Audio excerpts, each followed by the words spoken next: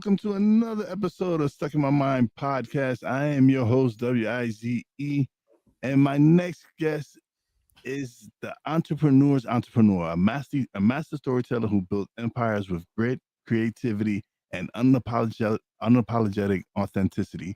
As the co-founder and CMO of multiple publicly traded companies, he's helped launch over 1,000 products, raised more than 100 million in capital, and taken 5 companies public.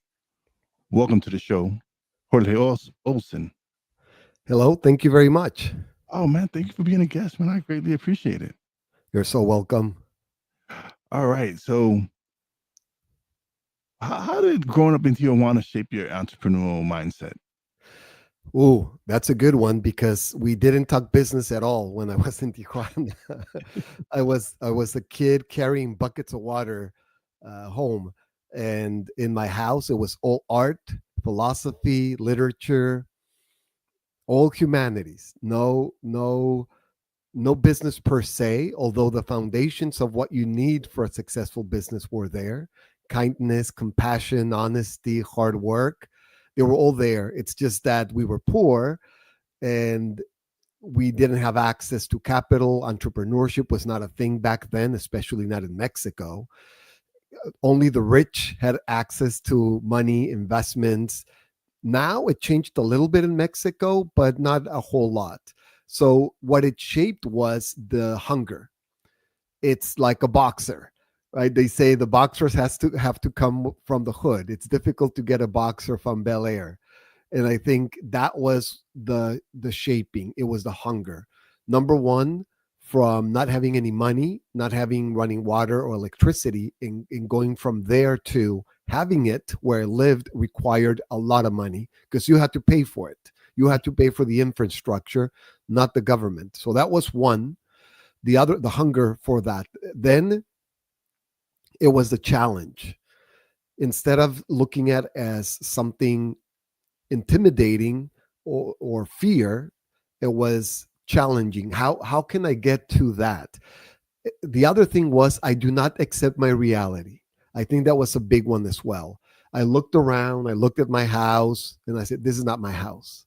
This is not permanent. This is a step that I need to take to get out of here as fast as I can. So that's what I wanted. Those were my goals as a kid living in Tijuana. And even growing up and going to college, I crossed the border. So I kept that mindset for a long, long time. Let's say training for my boxing matches, let's say. So I was training. However, something interesting that I didn't think about this before until today. There's foundations for everything that you do in life. And I didn't have the foundations in money, entrepreneurship, running a business, or even managing money, but I did have them in treating people. My mom is a master communicator and she makes friends like nothing. She's extroverted. I learned from her those things that helped me in business quite a bit. What does freedom mean to you, and how do you build businesses that protect it? When I started making money, I started making money as not as an entrepreneur, but as an executive. I moved very fast through the ladder. I didn't know how to start a business because of what I said. However, I wanted to be a CEO. That's what I thought meant success. And of course, that means 12-hour days. so, so I got the business. I mean, I got the job part, and I was making the money that I wanted. I achieved my financial goals as an employee in my 20s. And then I looked at my life and I said, I already achieved my goals. My mom and my grandma are retired. I lived in the US. I have a new car. My company pays for my car, for my apartment in La Jolla. Why am I working so hard? And I think this is a trap that a lot of people fall into. Now, if your goal and your passion is to go to the office, is to build businesses, and that's freedom for you, I respect that. That's not freedom for me. Time is freedom for me. and I spend most of my time not in business. Creativity, I love writing. That's my passion, writing books, especially fiction and nonfiction. I like painting, art, creativity, so I do that every day as well, and that's true freedom for me. However, money got me that freedom. I have to confess, of course, money got me that freedom, and it wasn't employee money, it was business money that got me that freedom. What was your first breakthrough product, and what did you learn from launching it? I think it wasn't a product. I think it was my first job. Okay. I think it was when I was living in Tijuana, graduated from San Diego State University, and I couldn't find a job. Fast forward, I found myself as a software consultant in Germany with an incredible mentor that taught me how to work, taught me how to make money as an employee and move up. And by the time we both left, because I left when he left, I was CEO of North American operations at 28 years old.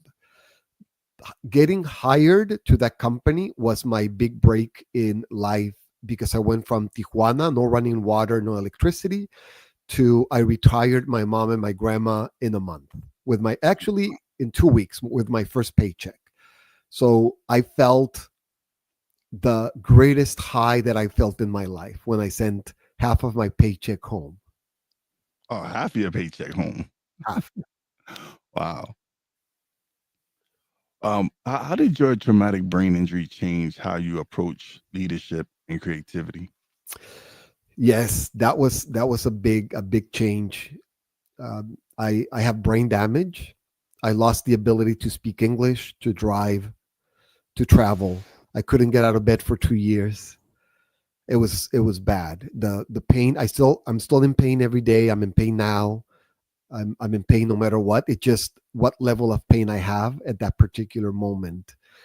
Managing pain now is difficult and it's part of my life. I had to give up most sports, teaching martial arts, doing a lot of things that I love, especially active things. I played basketball, which is a contact sport, no matter how you see it. Of course, martial arts, it's a contact sport. In business and in management, I didn't have the energy. I couldn't go all day. And it was so difficult to change that because when you have it in your brain and in your mind that you can go all day. I would go to a trade show in Las Vegas and spend 2 weeks back to back to back, right? 3 trade shows, entertaining people. We would rent a suite and entertain people till 2 o'clock in the morning, razzle dazzle.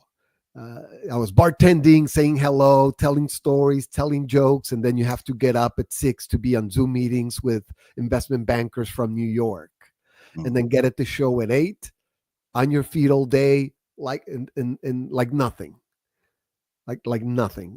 That was easy. I had so much energy. I thought everybody had this energy. I thought this was normal. And then I went from that to I couldn't get out of bed. So my brain was playing tricks on me, was telling me a story, my body was telling me a different story. It took me a long time to realize that I can only do very little every day and I have to make it count. So now it is my management style became with my own life, with my health, with my writing, in business, in everything. Let's say I have an hour for writing. How can I make it count? I come here to speak with you. How can I make it count? This is going to be my thing for the day. I need to make it the best thing that I do today without mourning the things that I lost today because I was mourning every day. I was mourning everything that I couldn't do. Man, I can't go lift weights. Man, I can't go shoot baskets. Man, I didn't spend time with my mom and my cousins. Man, I can't go out for a drink with my friends. So I was mourning everything that I couldn't do.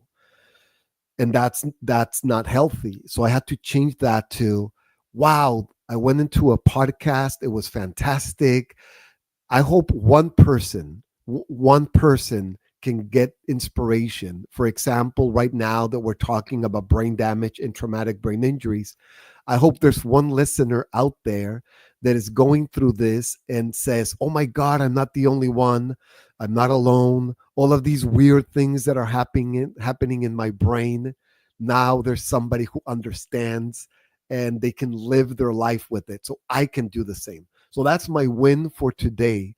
And that's the way I had to change my management style in everything. Same with business, project management, editing books, uh, creating art. Everything is now under management, under new management. What's your personal process for branding a new product or person? Ooh, that's a good one. The I'm gonna jump to what we want. And that's how I start, by the way. I start with what we want. What's the outcome? With a product, consumer good, let's say we have a beverage or a book or an electronic or a piece of clothing, right? A consumer good. Or we have an executive. It can be a creator, it can be a lawyer, an accountant, or it can be a business owner. It can be somebody looking for capital, which I do a lot. I always go to the end and say, what is the end? What do we want? Then I go into the audience. Who is the avatar? Who are we doing this for? We are not doing it for the product. We are not doing it for the person. We are doing it for the consumer. We are doing it for the end consumer, not even the retailer, the wholesaler, the distributor, if we're talking about beverages, let's say. It's the consumer, the person buying it in the store or on Amazon. If it's a person, they are delivering a service, let's say. Who is the customer? Well, everybody can benefit. That's the problem, right? We have to get into a niche. Let's go and get doctors or lawyers or insurance salespeople or real estate agents or roofers, or construction companies. What is the avatar? I call it. So I start with the outcome, then who is going to get this outcome? And then I move backwards into the branding from there. And not only into the branding, but as we move into the branding, we move into how much can these people afford? So now we get into pricing strategy and pricing theory. What would we name this if it's a product? We go into naming theory. So it's very specific and developed with every step of branding, every step all the way back into what is this product going to look for? What look like? What are the colors we're going to use? So it goes into the artwork. If we're talking about, let's say, a beverage, I'm working on a beverage right now. Calmara is the name. It is a beverage company for people who love meditation, Zen, and Asian culture, specifically Japanese culture. So that's the avatar. So we already know the avatar. We already know they love going to Japan. They they love, maybe they practice martial arts, maybe Brazilian jiu-jitsu, or maybe they're anime fans. For sure they're anime fans or manga fans. For sure. I want those. How old are they? Well, they're young. They're not my age. They're, of course, there's outliers, but most of them are 16 to maybe 30. And then, yes, you have older people, but that's okay. You focus on the target market first. So then we develop the brand for them. So what am I doing for them? I'm developing something that will trigger an emotional connection, which is the holy grail of branding. How can I develop an emotional connection with my end consumer, with the avatar? In this case, we're going to do it with storytelling by placing a manga character on every can and then interacting with other characters of other cans by telling stories with graphic novels and comics, for example.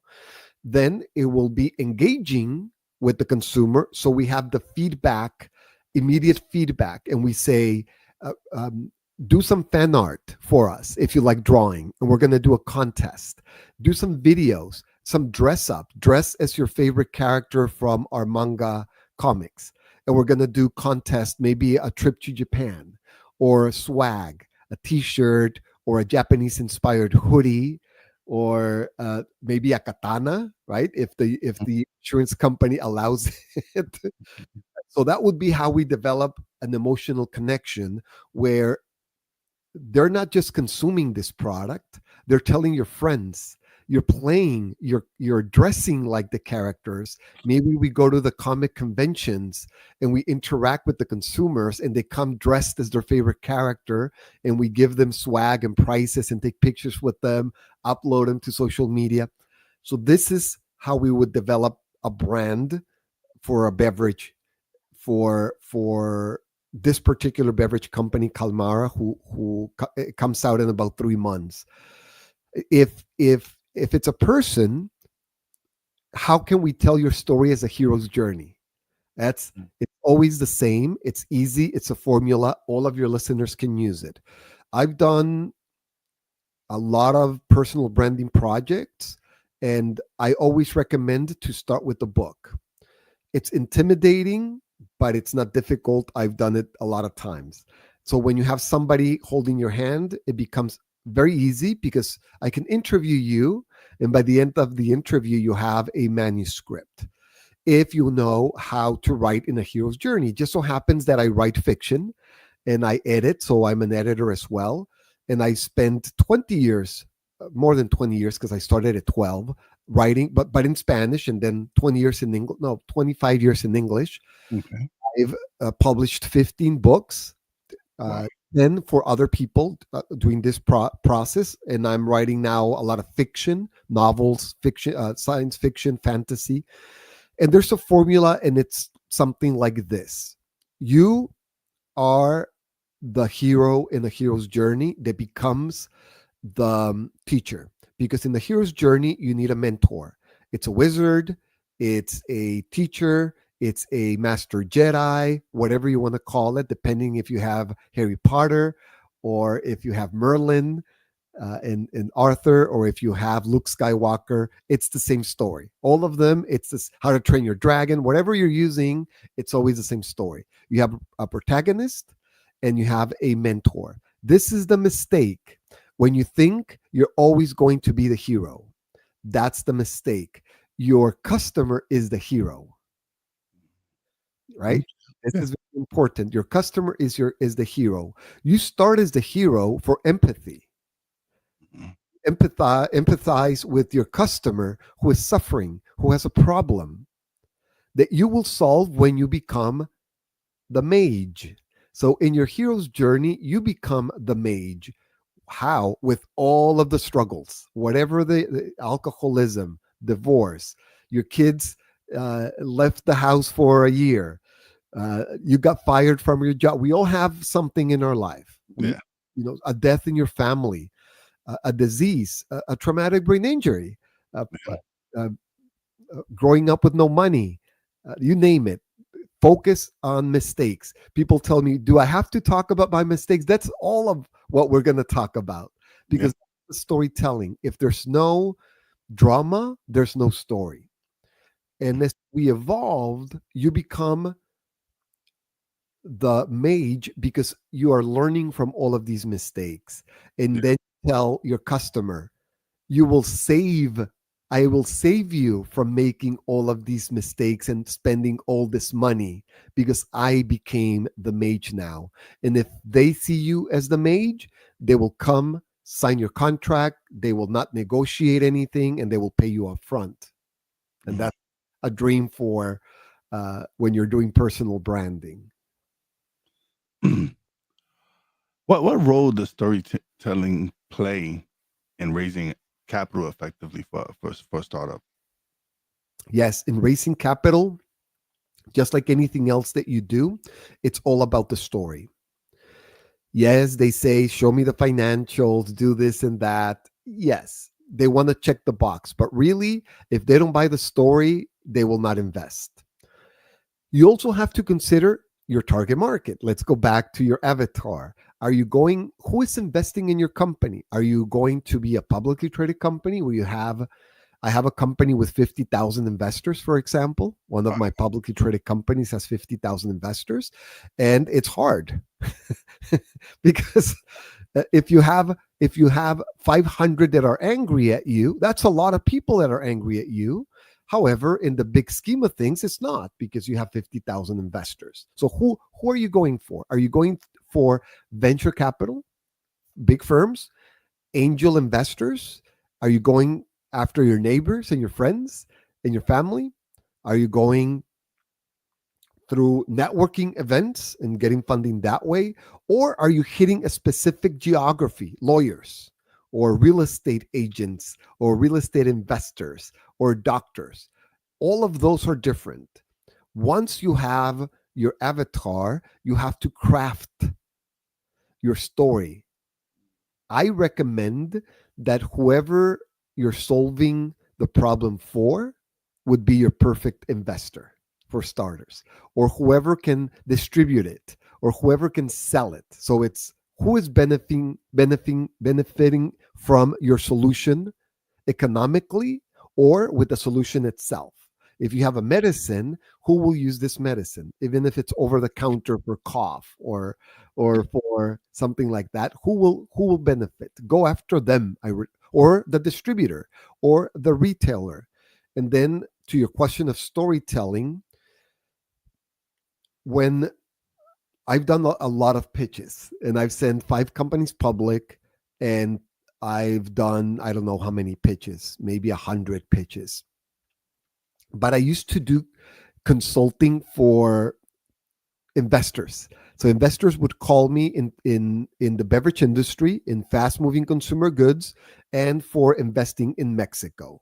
So if they wanted to invest in Mexico and they don't know anything about Mexico, or even if they just want a Mexican, they would call me and ask me questions about usually a big publicly traded company, not a startup.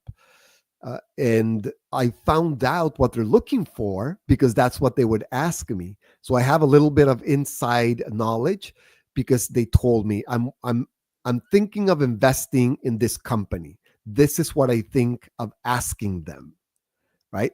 So with that, I found out how to craft a story for them as well, for institutional investors. And yes, they say they want the numbers and everything, but at the end of the day, they would tell me, okay, what's the story? That's what they would ask at the end. What's the story? Here's a shocker for you or for your audience. Most of investment done in the US, most of the deals, not investment, but deals, are done through kitchen table deals, through venture capital firms. So if you're looking for investment, the most likely to invest is not a venture capitalist, because they usually wait until the first or second round to invest. So it's going to be somebody in your community investing. If you go to I used to be a fund manager as well. I managed an investment fund, and I would go to the venture capital shows in Silicon Valley, and they would tell me that they only invest in 2 or 3 deals. Imagine if you have 2 or 3 deals to invest in, and there's 200 people in the audience. Yeah, that's hard. Absolutely. Can you share a time when a pitch totally failed and what you changed after that? Okay, so when a pitch fails, a lot of times, I think all of the time, the first time it fails because you're working at it. But let me tell you what I see as failure time and time again. Number 1, asking for NDAs. Right, so that's a failure because you're not going to get the investors. They don't sign NDAs. I don't sign NDAs. I don't ask for people to sign NDA because we cannot do business. I get, in the beverage industry, I get maybe 20 deals a week. I can't sign your NDA because I've done 100 deals. The next deal is going to look like your deal, and then I can't do it. Right? Because you're going to say, oh, it's also a beverage. It also has water. It also has vitamin C. No, there's no there's no real IP in the formula, right? And the other thing is, if you think somebody can go and do your business model that fast, it's a bad business model. If you think somebody's going to copy you, it's a bad business model. The other thing is not practicing your pitch. You need 10 slides, and you need to know your stuff, and you need to practice. Practice with people, not just by yourself. No know your numbers, know how you got to those numbers. Show your work. What math teachers used to say, show your work. You have to show your work. If you're in the beverage industry, how many stores can you get? What's the cost of opening one store? What's the cost of opening 1,000 stores?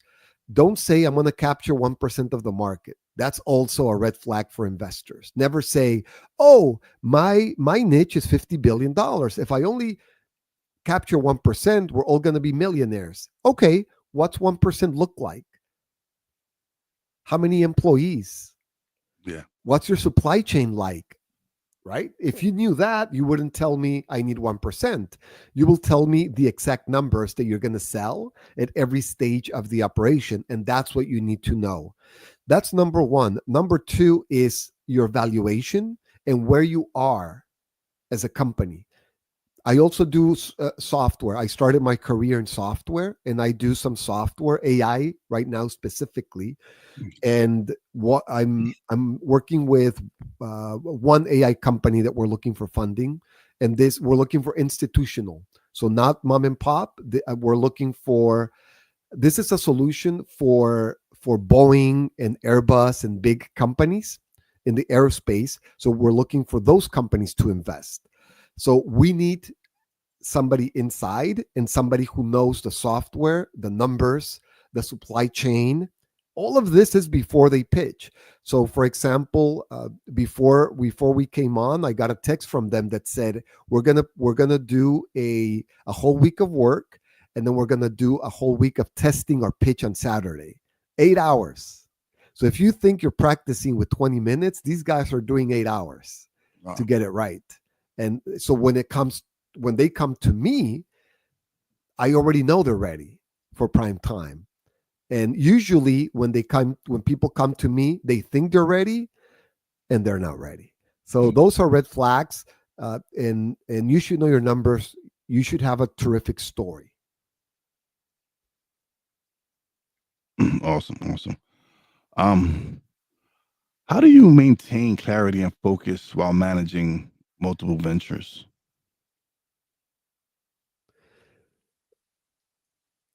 That's a very interesting question, because I write 3 or 4 books at the same time, for example, and I can be involved with 5 beverage companies, 2 AI companies, and work on personal branding for 5 executives, and have a mastermind for authors, another mastermind for fast moving consumer goods.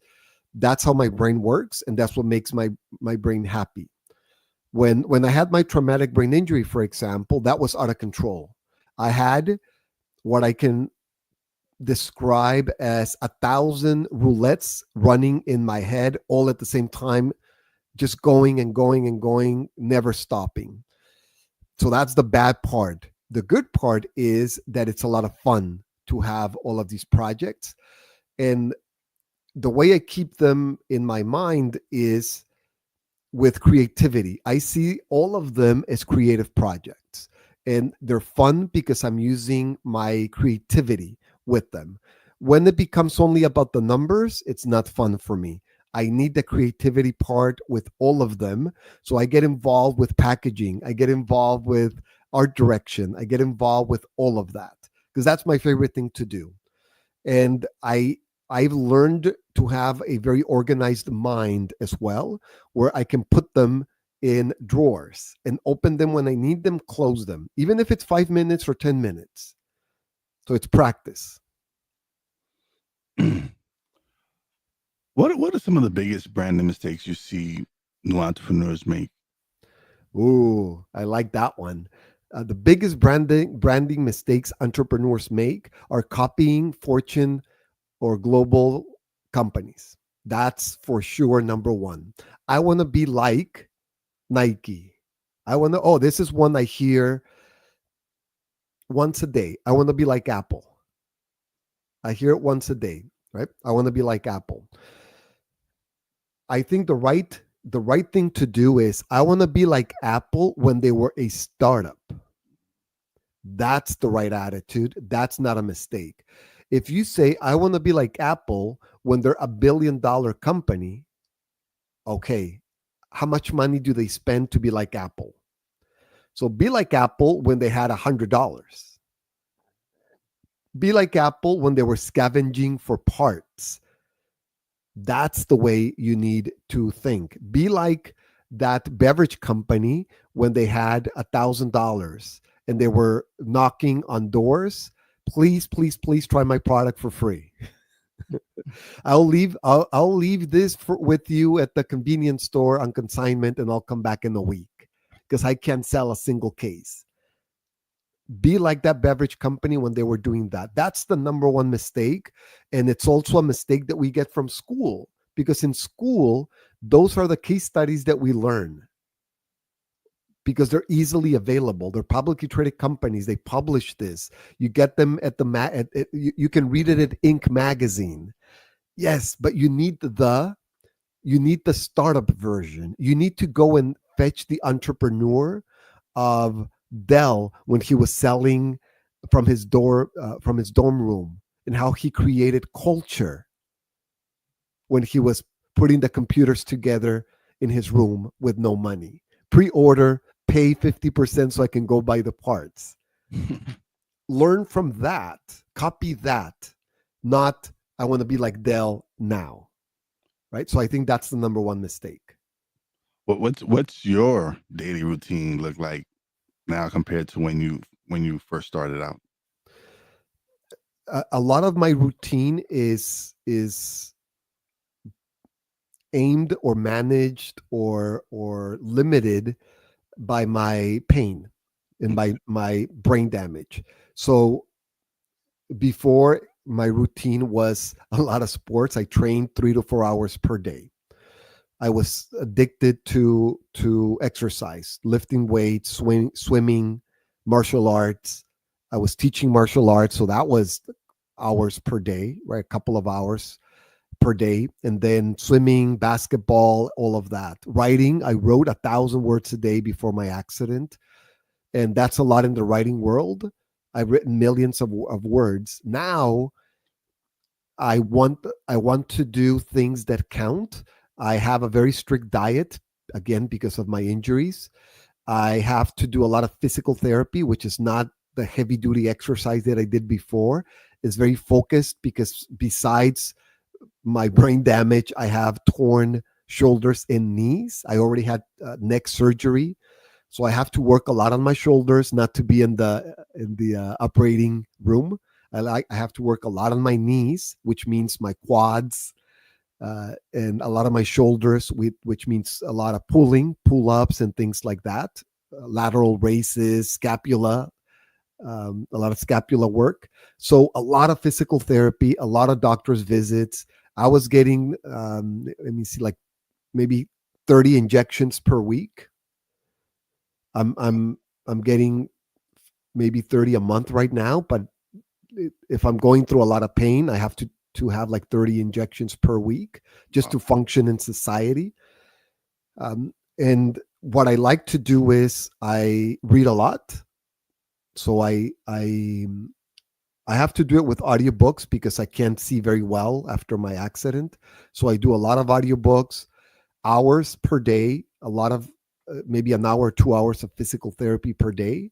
And then I have to do by prescription artistic things. So I write, I paint, and I do other creative endeavors. And then I only use an hour or two a day for the thing that we're doing now, which is speaking on the microphone or on a video call. So I do an hour or two a day of that, which is nowadays my work.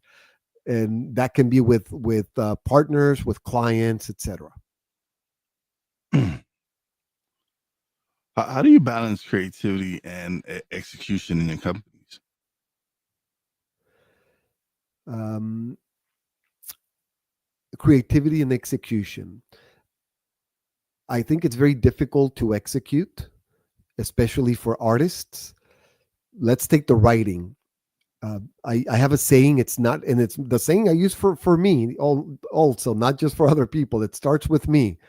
It's not how many books you write; it's how many books you publish. And yes, the process is magnificent. I recommend that if you don't write, if your listeners do not write, start writing. It'll make you more intelligent. It will give you clarity, ideas. It will help you in your business, in your personal life. So write. Write about yourself, about solutions, about things you see in the world, about kindness, about whatever you want. So that for me is publishing. Now, because publishing is a goal, that's why I have this saying, it's not how many books you write, it's how many books you publish. But let's say my mom has a very difficult time publishing, and I'm always on her. I edit her books, and I always on her. She already gave me one book that I published for children. She's working on two more, but she's been working on them for 5 years. She's working on two novels, and I read a little bit, gave her notes, and it's been a year, and this was like a week of work. So the execution of that is very difficult. With artwork, let's say painting, same thing. I have a goal of one project per day, which is very aggressive, but they're very small projects, maybe the size of double the size of an iPhone. So if you take two iPhones and you put them together, that would be the size of my painting, let's say. Okay. So it's small, so I can do it in a day, and I record it in case I want to sell art or do a store, an Etsy store or something like that, or print. And for me, it's finishing it, not only starting it, but finishing it and then getting rid of it. So I give it as gifts so that I don't have it in my house. It's out of the house, hopefully making somebody happy. So I manage it with number one, with goals, having goals, like I'm going to do one a day and I'm going to give it away. That's number one. I take a photo because I want to put it later as a print or something on the store. So that's one goal. The other goal is, goal is one, but then you need a ritual. That's another thing that you need. You need a ritual. Artists, writers, we all need a ritual. Sit in the same chair. If I go to a coffee house, I sit in the same chair, go to the same coffee house. I want the same barista every time, and I have a goal. I'm going to write 1,000 words, let's say. So that's my ritual, and that's very important for execution. Yeah. Oh yeah. Because I've actually released 2 books this year. Um, but the journey started 3 years ago when we self-published my nephew's book, and at that point I was like, I don't think I'm ever gonna write a book or whatever. And then I got involved with his book and started helping with his book, and it kind of like opened the creative juices for me and gave me an opportunity. And I just released 2 books. We self-published it ourselves. We did the cover work, everything, and it's on Amazon. And but I learned from the experience we had with publishing his book and the money we invested towards that, where we learned like, okay, now we know how to do this, and do this. Well, save money now.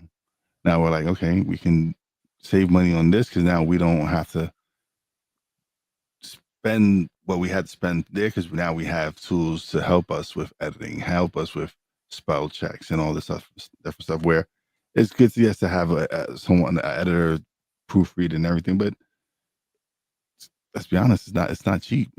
That's right. No, that's right. Uh, that's amazing. 2 books is amazing. Congratulations. Thank you, thank What you. are they about? The first one I wrote is called "The Power of Purpose: Living with Clarity, Passion, and Intent," and it. Okay, so let me tell you about me.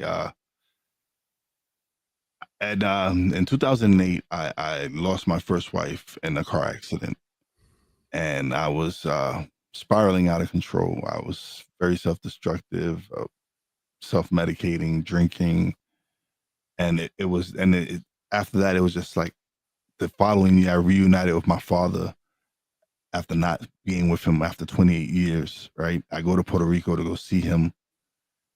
Father's Day weekend, I arrived Friday. Saturday morning, he passes away. This is a year and a month after my wife.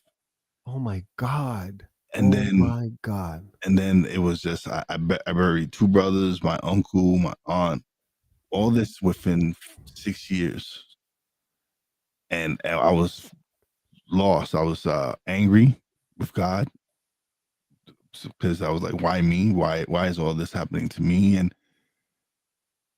then one day it was like, this isn't your path. This isn't what you're supposed to be doing. Like, I didn't do this to punish you. This wasn't to be. This wasn't to punish you. And when I started realizing that, I went and I sought help. I went to therapy, started turning my life around, uh, got into security, and met my wife that I'm with now, and things started changing for me. I moved to Pennsylvania I moved my family from Brooklyn, New York, up to the Pocono Mountains in Pennsylvania. Helped them get settled here. I turned my life around. I am now. I started at a casino as a security guard. I am now a pit boss at the casino, and so Wow. I was able to Wow. turn my life around, and so I did have a story to share, and I did have something to put out there. So Wow. That's an incredible story and hero's journey. That's it's a tough one. yeah, It's a tough one, but it's one that now you can help people with mhm, grief. yeah, Uh, and we're going through grief right now in my family, and it's something, it's so strange and so strong because it mhm, is strange. The yeah. feelings are strange and strong. They're stronger than us sometimes. Oh, listen. And well, last year was a rough year. My mom passed away last year in February, but prior to that, the prior 2 years to that, she had she was diagnosed with Alzheimer's and dementia, and she just deteriorated fast, like in no time. Like, we celebrated her 80th birthday, and then a year later, she just started declining in health, and it was the dementia and the Alzheimer. It started Mm, affecting her where she really couldn't do things herself. So last year in February, she passed away, and it kind of brought back some of the pain from the past. yes, Because this is a woman who like was my mother and father for so long. Like, she was that guiding light for me, yes, and to have that extinguished was like hard. yes. That's I think you have a lot of tools now to help people with grief, Hmm. with your platform, with your podcast, people listening now Yeah, that are going through grief or a traumatic brain injury or both, because maybe the traumatic brain injury feels like loss. I feel I lost myself. I'm a different person and I miss that person, and I I have grief that I don't know how to deal with from what I lost and what I can't and cannot do. It's very strange, but it feels like somebody died. It's the same sensation in my brain. The brain doesn't know the difference between somebody dying and that part of me dying. It thinks somebody died, and it gives me the chemicals of grief, which is very, very strange. yeah. You've helped celebrities launch products. What separates them from everyday entrepreneurs? The divas, I think. No, I've met some entrepreneurs who are divas too. So yeah, it's not that. What? Let me see. What is it like, and what's the difference between working with celebrities? I think it depends on the level of celebrity. For example, Dennis Rodman. I did a product with Dennis Rodman, the basketball player, for those younglings that don't know. You know, yeah. Hall of Famer, probably one of the best or the best rebounder and All defensive time. player of all time. Crazy, crazy guy. Mm-hmm. Right. Great for media, because your Marketing. eyeballs on you are on you. You know, this is the guy who went to Las Vegas Married himself. Yeah. in the middle of the playoffs. So um, he was drinking the whole time, and when I met him, he was drunk, and it was 9 o'clock in the morning. He was partying, and he was already drinking. He was very hands off.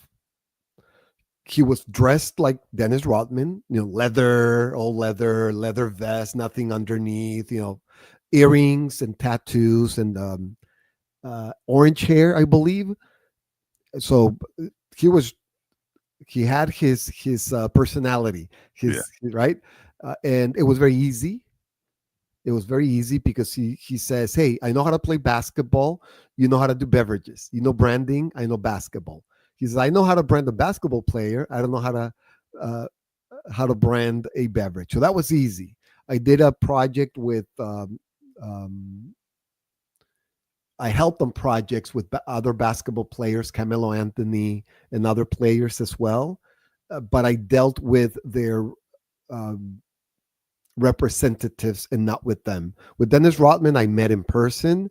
With Steve Young, I did a project with Steve Young. I didn't meet him, so I only worked with whoever was managing that project. Yeah. Same with like 3 or 4 other athletes, and with musicians, for example, I met Rick Ross several times. I went to his house. We sat down around the table. We did a photo shoot even with him. uh, that was cool. He has like a mansion in Atlanta, like from the Yeah. movie. Actually, it is from the movies because they rent it for the movies, Yeah. so it is from the He has movies. a big festival over there like every year. Yeah, we went to that one as well. uh, we went to the car show he Car has. show he has, Yeah, yeah. we went to the car show. So he was cool. He told us his story. So he has a story also, and he told us his story with seizures and how CBD and THC helped them a lot, helped them stop smoking tobacco cigarettes as well. So that was cool. That it was easy. We worked with Rap Snacks, which is his partner, and they are also famous and deal with not only Rick Ross but some of the best rappers Yeah. Snoop in Dogg and everywhere, because they have the biggest rappers in each one of their products. mm-hmm. So James is his name. He's an incredible cool guy.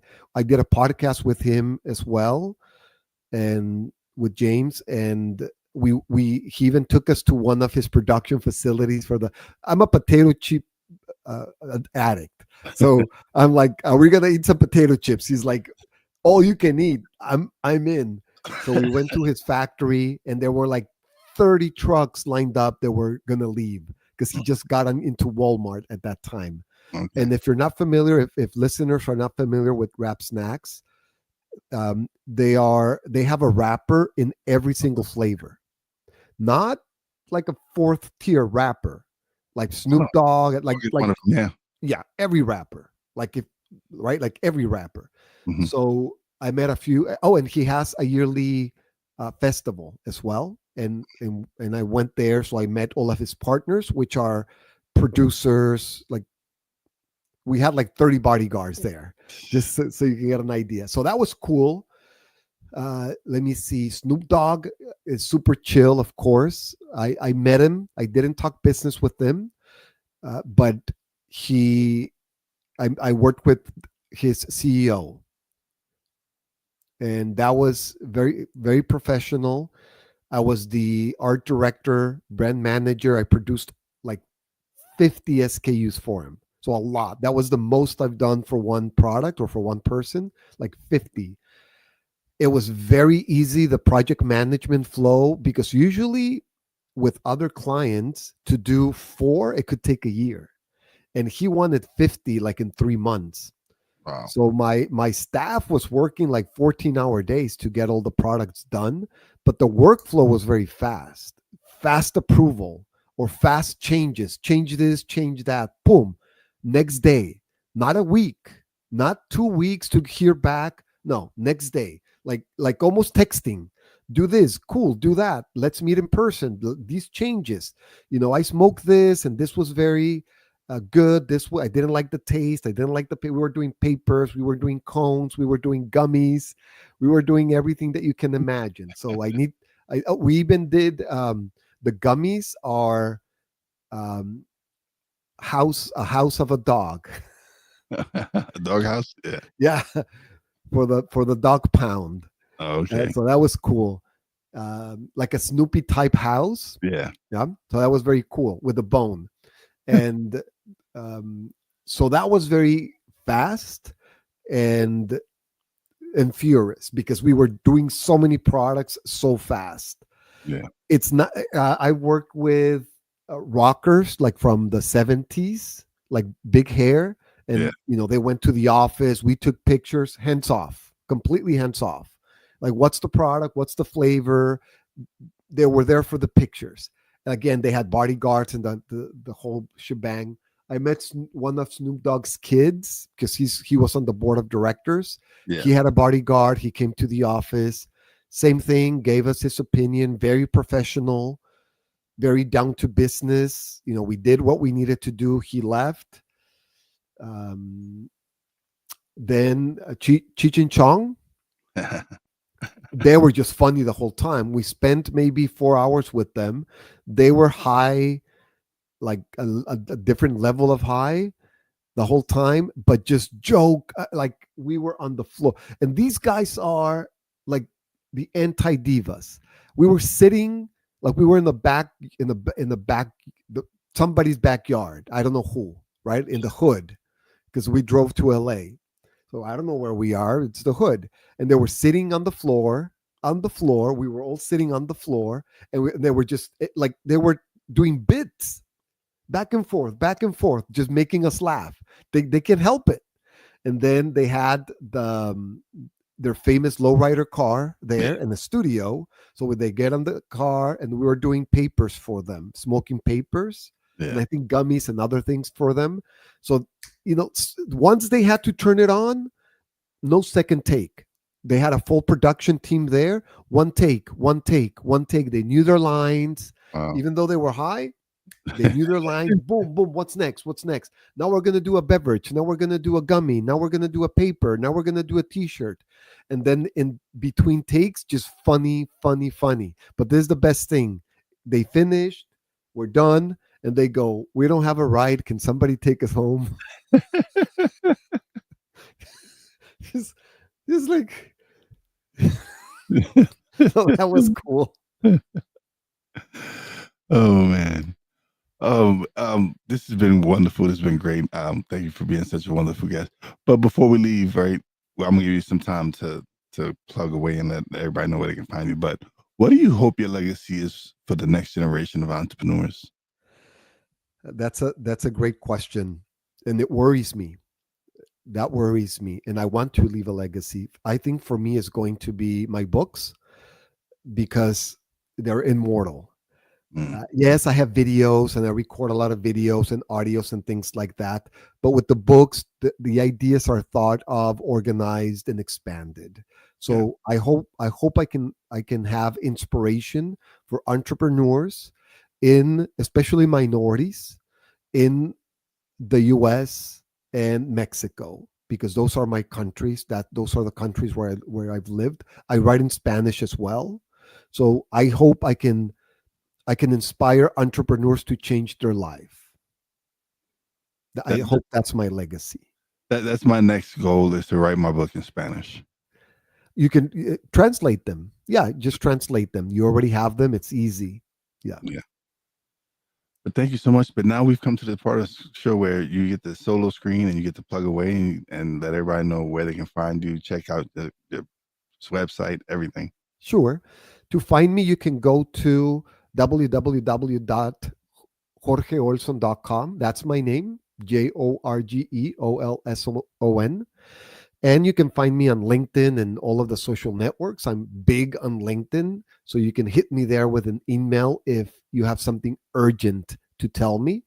If not, go to my website, sign up, and you'll receive videos, audios, and other things, webinars that you can come into all for free with information on branding, sales, personal branding, how to launch beverages and other products.